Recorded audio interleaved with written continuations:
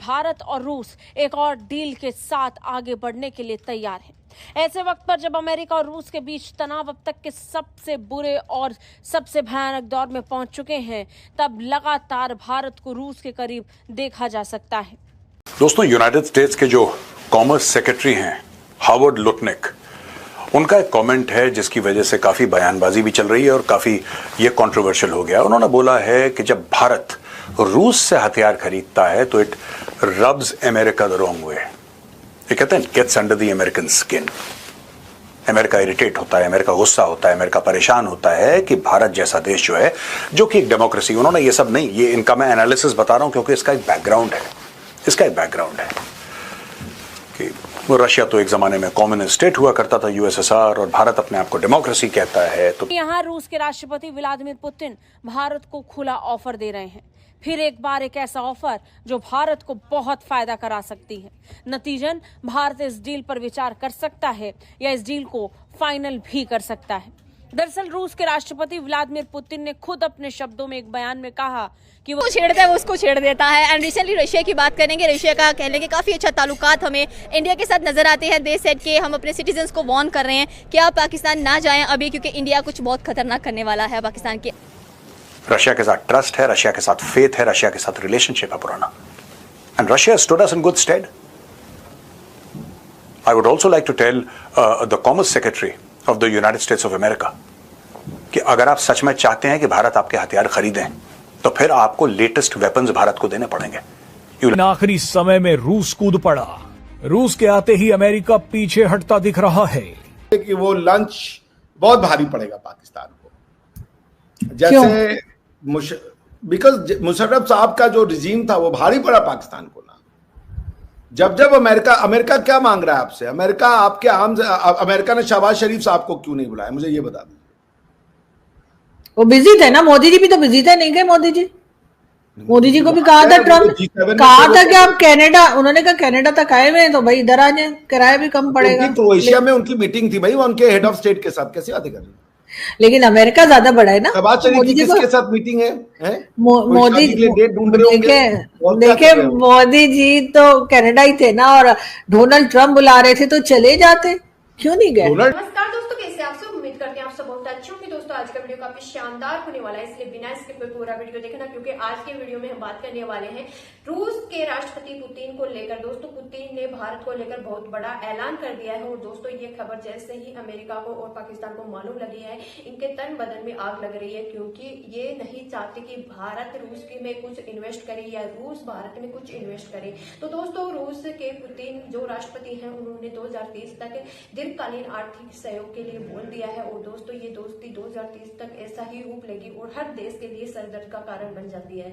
दोस्तों जैसा कि आप लोग जानते होंगे कि भारत और अमेरिका की दोस्ती भी बहुत अच्छी थी, लेकिन अमेरिका ने ऑपरेशन सिंदूर में जो किया है भारत के साथ, भारत कभी नहीं भूल सकता। भारत के लिए अमेरिका अब सरदर्द का कारण बन चुका है, क्योंकि अमेरिका ने भारत के दुश्मन से हाथ मिला। पुतिन को अमेरिका बुलाकर उनके साथ लंच करना ट्रम्प को कितना भारी पड़ सकता है, इसका अंदाजा आप इससे लगा सकते हैं कि भारत और रूस एक और डील के साथ आगे बढ़ने के लिए तैयार है। ऐसे वक्त पर जब अमेरिका और रूस के बीच तनाव अब तक के सबसे बुरे और सबसे भयानक दौर में पहुंच चुके हैं, तब लगातार भारत को रूस के करीब देखा जा सकता है।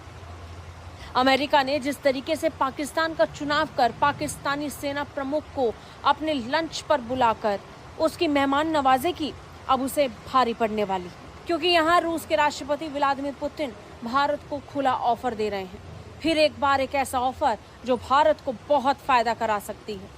नतीजन भारत इस डील पर विचार कर सकता है या इस डील को फाइनल भी कर सकता है। दरअसल रूस के राष्ट्रपति व्लादिमीर पुतिन ने खुद अपने शब्दों में एक बयान में कहा कि वो भारत के साथ 2030 तक दीर्घकालिक आर्थिक सहयोग के लिए मॉस्को की कार्य योजना को जल्द से जल्द अंतिम रूप देंगे। 2030 तक इस दोस्ती को सबसे आगे पायदान तक ले जाने के लिए पुतिन ने पूरा प्लान तैयार कर रखा है। पुतिन ने खुद सेंट पीटर्सबर्ग अंतर्राष्ट्रीय आर्थिक मंच से भारत का नाम लेकर यह ऐलान किया है। पुतिन ने कहा कि हम प्रमुख भागीदारों के साथ दीर्घकालिक सहयोग योजना तैयार करने पर सहमत हुए थे। उन्होंने इस बात पर जोर दिया कि भारत जैसे देशों के साथ कार्य योजनाएं जल्द ही पूरी होनी चाहिए। रूसी राष्ट्रपति ने कहा कि हमने पहले ही तेल और गैस निर्यात को बढ़ावा देने का लक्ष्य निर्धारित कर लिया है।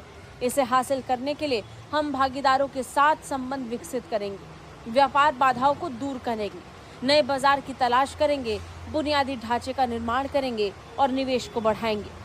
यानी पुतिन संकेत दे रहे हैं कि वो भारत में इन्वेस्टमेंट बढ़ा सकते हैं और अपने व्यापार को भी बढ़ाने पर काम करेंगे।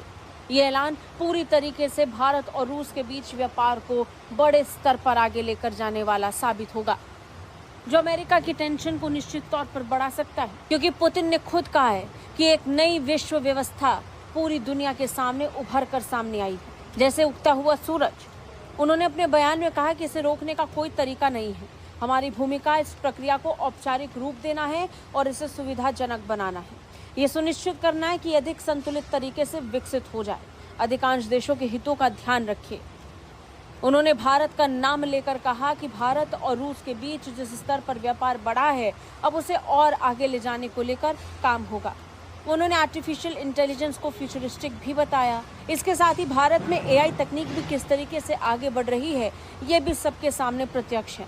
नतीजन भारत रूस व्यापार मंच को संबोधित करते हुए पुतिन ने साफ कह दिया कि दोनों देशों के बीच गहरे होते आर्थिक संबंधों और सहयोग के नए रास्ते अब खुल चुके हैं।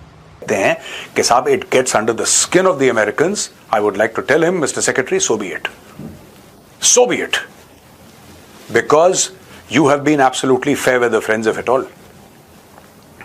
आपने जब हमारी पाकिस्तान के साथ 1971 की लड़ाई हुई, आपने अपना 7th फ्लीट भेजा था, आपने अपने एयरक्राफ्ट कैरियर भेजा था। वो तो धन्य हो यूएसएसआर का। USSR sent its submarines, its nuclear submarines also, and your fleet had to back off. वरना आपने तो ये बोल दिया था, आपने क्लियर कट टर्म्स में ये बात बोल दी थी, आपने चाइना तक को बोल दिया था कि भारत पे हमला कर दो। तो सबसे बड़े प्रोजेक्ट्स बर्बाद हो जाते। इनमें पहला प्रोजेक्ट चाबहार पोर्ट है और दूसरा प्रोजेक्ट INSTC इकोनॉमिक कॉरिडोर है। आप जानते ही हैं कि ईरान में चाबहार पोर्ट के जरिए भारत ने थोड़े से ही समय में वो ताकत हासिल कर ली है जो चीन अभी तक बलूचिस्तान के ग्वादर में नहीं कर पाया है। भारत चाबहार पोर्ट के जरिए व्यापार और रणनीति दोनों में बहुत आगे निकल गया है। भारत के लिए चाबहार पोर्ट अफगानिस्तान और सेंट्रल एशियाई देशों तक पहुंचने का एक जबरदस्त रूट बन गया है। चाबहार पोर्ट के जरिए पाकिस्तान को अरबों का नुकसान हो रहा है, तो वहीं चीन इस रणनीतिक इलाके में पिछड़ता जा रहा है। चाबहार के पास स्ट्रेट ऑफ हॉर्मुज से दुनिया का 20% तेल गुजरता है, यानी यहाँ से अरबों का व्यापार होता है।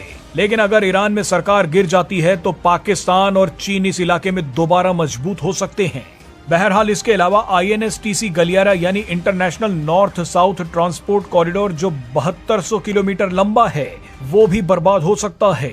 रूस के सेंट पीटरबर्ग से मुंबई को जोड़ने वाला ये कॉरिडोर भारत के लिए किसी खजाने से कम नहीं है। इस कॉरिडोर का सबसे महत्वपूर्ण हिस्सा दक्षिणी ईरान से होकर गुजरता है।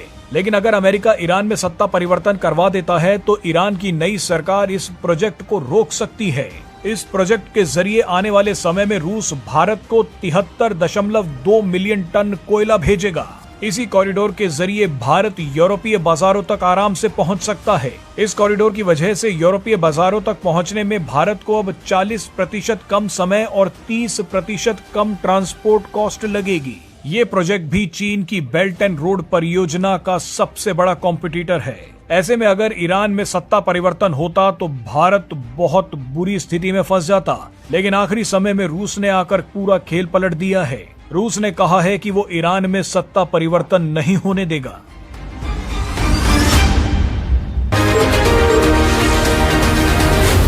जी न्यूज़। आपने सब कुछ तैयार करके रखा था, क्योंकि पाकिस्तान वो बिचौलिया था जिसने आपकी और चीन की शुरू में दोस्ती करवाई जब आपके रिलेशनशिप इतने ठीक नहीं थे। तो आपने बोला कि नहीं, बिचौलियों को उसका कट तो मिलना चाहिए, और आपने वो कट देने की कोशिश करी 1971 में। उसके पहले सिएटो सेंटो का मामला हो चुका था। तो ये एक इतिहास है दोस्तों, हमें कभी नहीं भूलना चाहिए। आज की तारीख में भारत, अब मैं आपको एक लेटेस्ट मॉडर्न एग्जांपल देता हूं। आज का एग्जांपल, भारत को 5th जनरेशन जेट चाहिए। लॉकहीड मार्टिन जो कंपनी है, उसका एक बयान आया जो कि अब उन्होंने, लोग कहते हैं कि वेबसाइट से हटा दिया, I don't know the latest, कि अगर भारत F-21 खरीदेगा, which is just similar to the F-16 जो कि पाकिस्तान के पास ऑलरेडी है, एक फेस्ड आउट प्लेटफॉर्म है, एक पुराना प्लेटफॉर्म है, उसका एक अपडेटेड वर्जन है F-21। अगर भारत F-21 खरीदेगा तो it can open the doors for F-35। नहीं चाहिए तुम्हारा F-35 यार, नहीं चाहिए। This is India, this is not Pakistan. तुमने क्या सोचा कि तुम कुछ भी दे दोगे, कुछ भी बोलोगे, अच्छा ठीक है चलो। आई एम सॉरी, जब लोग, अमेरिका एक विचार भी नहीं था, उसके 5000 साल पहले मेरे बाप दादा किसान थे, मेरे बाप दादा राजा थे, पोएट्स थे, किंग्स थे, वॉरियर्स थे। वो ईंट बना रहे थे, वो भट्टियों में काम कर रहे थे। मैं एक भारतवासी हूं। Don't preach to us. हमें आप ज्ञान देने की कोशिश मत करिए। ज्ञान हम देते हैं, दुनिया को लेते नहीं है। सो गाइस, आपको मेरा ये रिएक्शन वीडियो कैसा लगा? अगर अच्छा लगा है तो प्लीज सब्सक्राइब कीजिए, शेयर कीजिए, बेल आइकन ऑन कीजिए ताकि आपको आने वाली हर एक लेटेस्ट न्यूज आसान से मिल जाए। उम्मीद करते हैं आप लोगों को मेरा ये वीडियो पसंद आया होगा। पसंद आया तो ज्यादा से ज्यादा शेयर करना ताकि हमारे और भी भाई बहन इस न्यूज को देखकर और उनका भी मौका मिले ये न्यूज देखने का। दोस्तों, जैसे कि आप लोगों ने देखा होगा कि रूस और भारत की दोस्ती कितनी गहरी है। वैसे तो भारत और अमेरिका की भी थी, लेकिन अब डोनाल्ड ट्रंप का रवैया चेंज हो गया है, ईगो आ चुका है उसमें। अब आप देखोगे कि अमेरिका अब वो कर रहा है जो भारत के साथ दुश्मनी है, उन देशों से अमेरिका हाथ मिला रहा है। जैसा आप लोगों ने देखा होगा कि डोनाल्ड ट्रंप ने पाकिस्तान को यूज करना चाहा है और यूज कर लिया है, क्योंकि अमेरिका ने पाकिस्तानी चीफ को बुलाकर उसको महंगा डिनर करा के उसके बदले पाकिस्तान के एयरपोर्ट बहुत सी चीजों पर बात की है। तो दोस्तों, आज का वीडियो काफी लाजवाब लगा। आप लोगों को कैसा लगा कमेंट बॉक्स में जरूर बताना। मिलते हैं नेक्स्ट वीडियो में।